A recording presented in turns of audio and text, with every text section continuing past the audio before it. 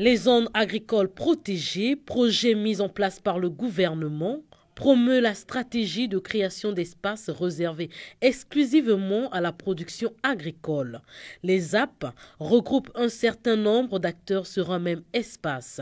Elle accorde à ses producteurs 100 hectares au moins, soit 10 en moyenne, en lieu et place de 0,5 hectares exploités autrefois. Ceci pour augmenter la production agricole. Les ZAP nous permettent premièrement de faire face à ce défi de la sécurité alimentaire.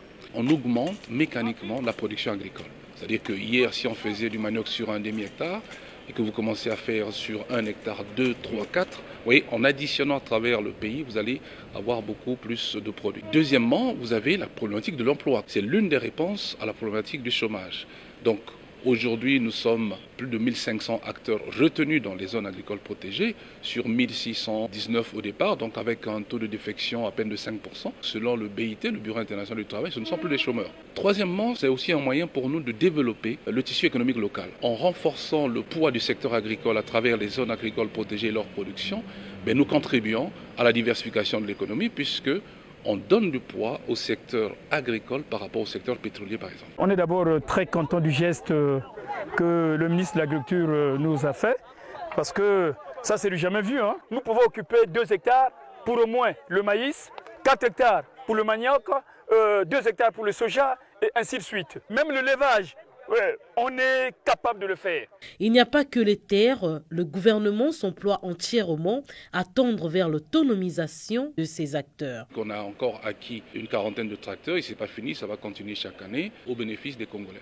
Nous apportons un appui semencier, surtout sur des spéculations ou des cultures qui nous paraissent comme étant stratégiques. Et puis demain, nous allons avoir un apport logistique. Et puis, il y aura un appui au niveau de la commercialisation. La production devenant importante, si on les laisse comme ça seuls, ils n'y arriveront pas. Donc il y a un certain nombre d'appuis que nous apportons. Nous donnons du matériel aratoire, nous puis également en termes de formation, parce que nous formons nos producteurs. Et tout ça, c'est pour leur permettre de générer de l'argent. L'importante importation des produits essentiellement d'origine animale contraint le gouvernement à orienter prioritairement les productions sur le maïs et le soja. Actuellement à 8, selon le ministre de l'Agriculture, le projet ambitionne disponibiliser au moins une centaine des ZAP. Notre pays importe essentiellement des produits d'origine animale, c'est-à-dire des produits liés à l'élevage. Et après, vous regardez les chiffres, vous allez voir que la viande de porc arrive en seconde position, vous avez du poisson, et on n'oublie pas le manioc. Alors pourquoi le maïs? Parce que la plupart des Congolais se sont essayés à l'élevage et ont fini par abandonner. De parler avec n'importe quel éleveur, il va vous le dire. L'aliment de bétail est un facteur clé pour la réussite de l'élevage. Et donc pour pouvoir réduire nos importations, si nous faisons du maïs, c'est pour disponibiliser cet intrant nécessaire à la production de l'aliment de bétail.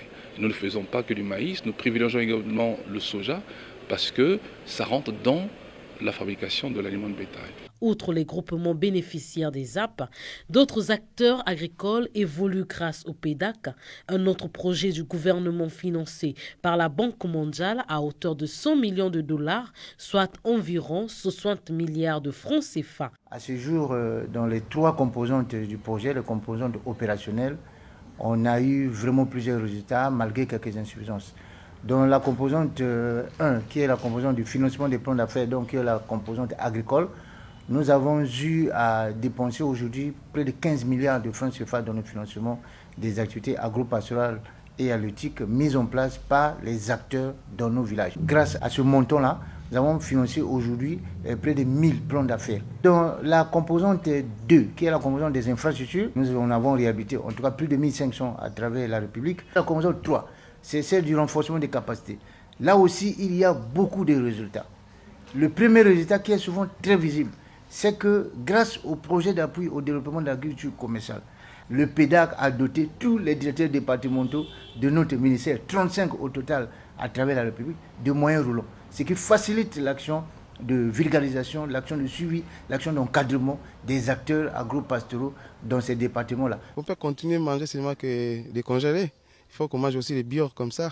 Donc on a de le faire aussi les piscicultures, on a de le faire aussi les poulets pondaises, les œufs qui étaient importés avant. Aujourd'hui, on a de le produire nous-mêmes, les œufs sur place au Congo. Si les secteurs de l'agriculture et de l'élevage connaissent des avancées, celui de la pêche venait pour sa part de bénéficier d'un fonds d'aménagement halieutique destiné à soutenir les pêcheurs. C'est un fonds qui est là pour aider justement les pêcheurs, à travers notamment la pêche continentale et même les petits pêcheurs que nous voyons à Pointe-Noire. Il s'est financé par les licences payées par les industriels et l'assurance qualité qui est une somme perçue sur les importations de poissons. Et aussi les pisciculteurs. Bientôt, ces acteurs-là seront soutenus de façon vraiment très nette, très engagée, puisqu'il y a suffisamment de ressources pour le faire.